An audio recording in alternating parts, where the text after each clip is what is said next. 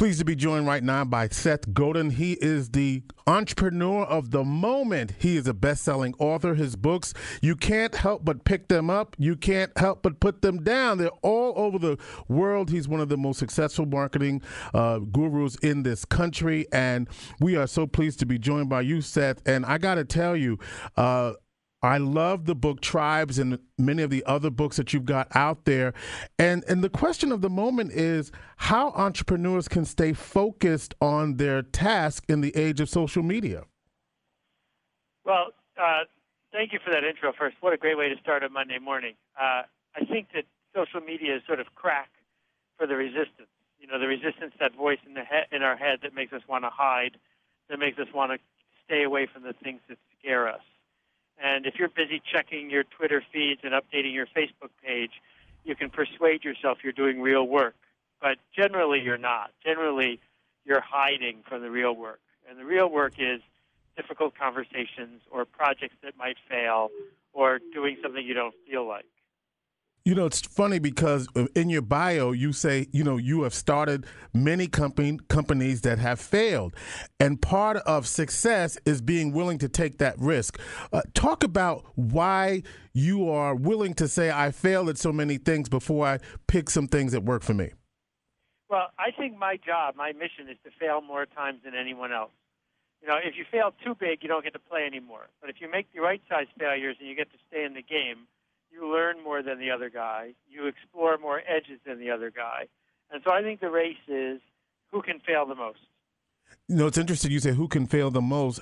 I'm looking at this climate right now where we hear different things about what's going on in this country. Is this the best time or the worst time to start a business, or is that the wrong question entirely? Well, you know what, George? Every single giant, great, big company started during a downturn.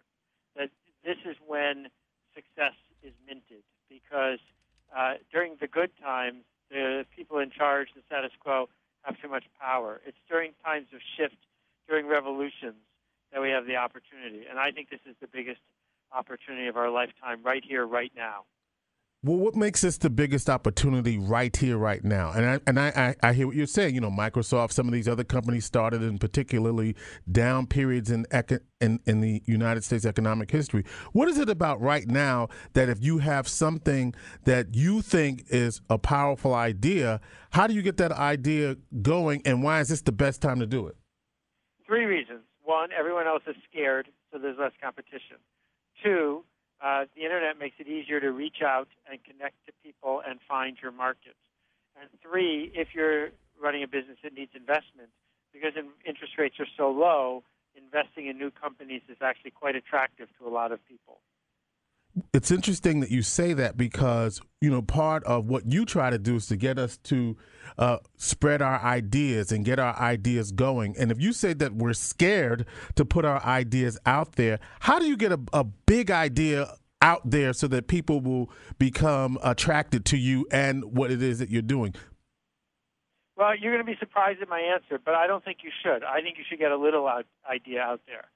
That the opportunity is not to see how you can raise $10 million and change the world.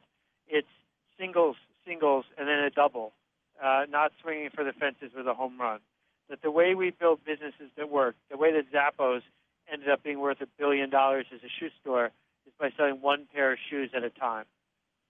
And so many of us have this idea that we have to hit the grand slam when maybe a single up the middle, a bunt, in baseball parlance, maybe that's what it takes. So then you, in your book Tribes, which I love, by the way, you say that we need you, meaning all of us are leaders, and that going back to this idea of fear, that we're afraid to lead. So how do you build influence? How do you step out and lead? Because oftentimes stepping out and leading is what separates those who win and those who don't. That's right, George. You know, let's understand there's a difference between being a leader and a manager. A manager is someone who tells people what to do and tries to get the same thing they got yesterday, but faster and cheaper. So McDonald's has managers. Leaders are people who surround themselves with folks who are smarter than them, point everyone in a direction and say, let's go. And it's about getting results you don't necessarily expect. And I think the opportunity here is by giving, to lead by being generous, to lead by setting an example. And the internet makes it easier than ever to do that. You don't need money, you don't need power or authority. You just need to step up, write it down, speak up, step forward, and you will see that people will choose to follow you. We're talking to Seth Godin. He's a writer, blogger, entrepreneur. His books are bestsellers instantly, and they're very interesting because they're all they're designed to. I can't walk by a bookstore and not pick up your book. Intentional? Is that why Purple Cow or Poke or what's the name of your latest book right now? By the way, Seth. The new book is called Poke the Box, and it has no words on the cover, just a little happy guy flying through space. You know, the purpose of a book cover, I think, is to set expectations, but mostly to get someone to say, holy cow, what's this? And too many book covers play it safe. And a safe book cover is a boring book cover, and a boring book cover is a failure. And so what you're basically saying is marketing. I mean, your brand, it seems to me, is, first of all, you said a couple of things that I need to revisit. You said that it starts with a little idea, a bunch of little singles, and next thing you know, you've got bases loaded, and then you can hit the grand slam. But you got to hit a bunch of little singles. And so it seems to me that passion is a key. You have to believe in it first. And I believe that this a part of what you say is that I loved one of the blog pieces that you wrote that talks about how we're in the age of everyone depending on everybody else to motivate them to do the things that they need to do. And that if it doesn't come from inside of you, that passion doesn't come from inside of you, then it's sort of not going to work. I think that's exactly right. You know, we've been brainwashed, and Syracuse is guilty as any place else by the factory mindset. You know, the big GE factory in Syracuse for years and years said, show up, do your job, you can work here for 40 years and retire. And we're replacing that mindset with a mindset that says, we don't know what's going to happen next. We're looking for artists, not factory workers. We're looking for people who are going to figure out the next step, not do what they're told. And so how do you build loyalty in the age of used to, what did Springsteen say in the song, 500 channels and nothing's on? But somebody's watching those 500 channels. How do you break out of the pack? How does a video become viral on YouTube? How do you build brand loyalty? One of the things you say is that what customers want now is new, different, and change. So how do you build brand loyalty when we're not all watching the same thing and we're not doing the same thing? I got a clue as to what I think you're going to say, but let me hear what you have to say. Well, I'm ready to let you go first, but I guess I'd say, first of all, you don't want everyone to be your customers. The days of everyone are over. Yeah. And so the Dick Van Dyke Show and the Mary Tyler Moore Show and MASH, we're never going to see that mass concentration ever again. So the way you get loyal is you open a gluten-free bakery so that the people who are celiac will drive across town because it's the only one. The way you build loyalty is focusing on a tiny group of people who desperately would miss you if you were gone, as opposed to being the average guy for the average audience. And I was going to say, I thought you was going to say this, that you also have to know who your customers are. Key? Or do you? Absolutely. Yeah. You have to treat different people differently. If you treat, the internet lets us know who everyone is, whereas in the old days you had no choice but to assume that everyone was wearing a mask because you had no idea who they were. And so you say, if it is that we're going to try, we have to find out, since they're not in one place, there's no Dick Van Dyke Show, Mary Tyler Moore Show, or MASH, or any of these places, how do you find customers for the thing that you want to evangelize about if they're not in one place at one time, or are they? Well, that's, the business you pick should be one where the customers will find you. I was at the National Stationery Show yesterday in New York, and who goes to the National Stationery Show at 8 o'clock on a Sunday morning? It's people who run card stores. So if your goal is to lead that group of people, well, they have a show for that, and you can show up and they can find you, right? On the Internet, if your goal is to reach people who are into, tech gadgets that speak Swahili, there's probably a blog for that. Show up there. The people are already there, right? So we are organizing ourselves into tribes, whether you're doing it or not. So go find a place where the tribe is organized and say, oh, by the way, are you interested in this?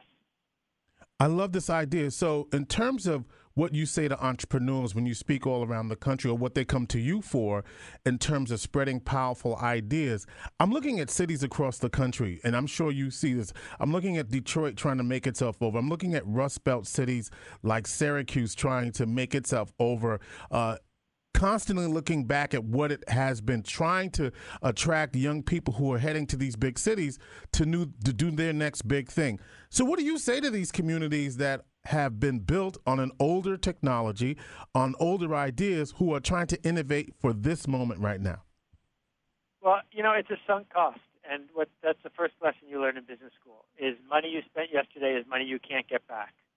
So, I get that there's the Red Rouge factory, and I get that there's an infrastructure that was built around an old model. But the answer is not to figure out how to yell at the world to get it back. The answer is to say, wait a minute, we got smart, educated people here. Let's do the new thing. And if I look, for example, at the way cell phone technology spread, it turns out that in countries that didn't try to fix their old landline system and just said, let's take a deep breath and make a leap to cell phones, they have better cell phone service than we do, right? Because there's a clean break. And that's the opportunity in Detroit. The opportunity in Detroit is not to say, how do we make money from cars anymore? The opportunity is to say, how do we make money from smart people connected to relevant information? All right, so we're talking with Seth Godin. He's an author, blogger, entrepreneur. That's his short bio. The big deal is many pages. Your website, you give away a lot of free stuff. Key to attracting loyalists to your brand, key to attracting evangelists? Well, that's not why I do it. I mean, that's one of the things that happen. I do it because it's an opportunity. I feel like I have an obligation and a chance to spread ideas, and if it doesn't cost me anything to spread them, I'm okay with not charging anything to get them. Every day we wake up with a chance to give gifts to people, and if we can raise the bar for the world a little bit and contribute, I think that that's an opportunity. One of the books that you write, that you've written, again, many of them, permission marketing, where, and you see this all the time, wherever I go someplace, they want my email, they want, if I'm going to get something, they want me on their list, and then they begin to market to me. Is that one of the ways in which entrepreneurs today have to think about growing their business? Yeah, well, I'm guilty. It's my fault that all these stores that want everyone's email address. A lot of them misuse it because they don't tell you what you're going to get. It's not a fair deal. Real permission marketing is when I make an anticipated, personal, and relevant message that you're looking forward to getting.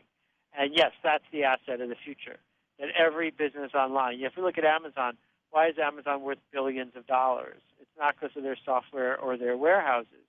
It's because there's 60 million people who have given Amazon permission to sell to them. Seth, let me ask you, what is the next, you said that what's the next unconquered area, whether it's social media and business, what's next? Because you say that in this day and age, consumers want change, they crave change. What's next? Well, George, this is next, right? We need to stop worrying about the next big thing, because this is the next big thing. This is the revolution of our time. The ease of connecting to the marketplace, the ability to treat different people differently, the privilege of giving gifts to people who want to receive them. And who cares what the next funky social media tool is? That's not what's important.